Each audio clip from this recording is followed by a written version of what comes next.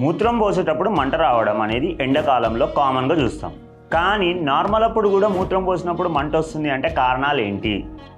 So ఎవరికైతే కిడ్నీలో stones ఉంటాయో, కిడ్నీ ఇన్ఫెక్షన్ ఉంటుందో, బ్లాడర్లో ఇన్ఫెక్షన్ ఉంటుందో, మగవాళ్ళలో అయితే ప్రోస్టేట్ గ్లాండ్ ఇన్ఫెక్షన్ ఉంటుందో, ప్రోస్టైటిక్ ఇన్ఫెక్షన్ ఉంటుందో, అలాగే సెక్షువల్లీ ట్రాన్స్మిటెడ్ డిసీజెస్ సుఖ వ్యాధులు అంటారు కదా, క్లమైడా కానీ, గ్లోనోరియా కానీ, సిఫిలిస్ కానీ, హర్పిస్ కానీ, ఇలాంటి ఇన్ఫెక్షన్స్తో బాధపడుతుంటే కూడా మనము సెక్షువల్లీ ట్రాన్స్మిటెడ్ డిసీజెస్లో మూత్రంలో మంట అనేది చూస్తుంటాం.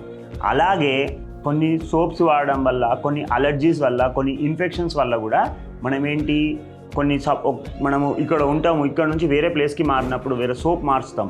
అలాంటప్పుడు కూడా కొన్ని అలర్జెన్స్ వల్ల మనకేమవుతుంది, మూత్రం పోసేటప్పుడు మంట రావడం అనేది చూస్తూ ఉంటాము. అదే ఫీమేల్స్లో కూడా కొన్ని లుకోరియా అంటారు, వైట్ డిశ్చార్జ్, తెల్లబట్ట, దాంట్లో కూడా మనం అంటే ఈస్ట్ ఇన్ఫెక్షన్స్, అలాంటి సందర్భాలలో కూడా మూత్రంలో మంట అనేది చూస్తూ ఉంటాం. ఇంకొకటి కొన్నిసార్లు ఏమవుతుందంటే డీహైడ్రేషన్, అంటే నీళ్ళు తక్కువ తాగడం వల్ల కూడా ఏమవుతుంది, మనకు మూత్రంలో మంట రావడం అనేది చూస్తుంటాం. సో ఇలాంటి సందర్భాలలో వాటర్ ఎక్కువ తీసుకొని కొంచెం అలర్జెన్స్కి దూరం ఉంటే ఈ సమస్యల నుంచి మనము నివారించవచ్చు. Thank you.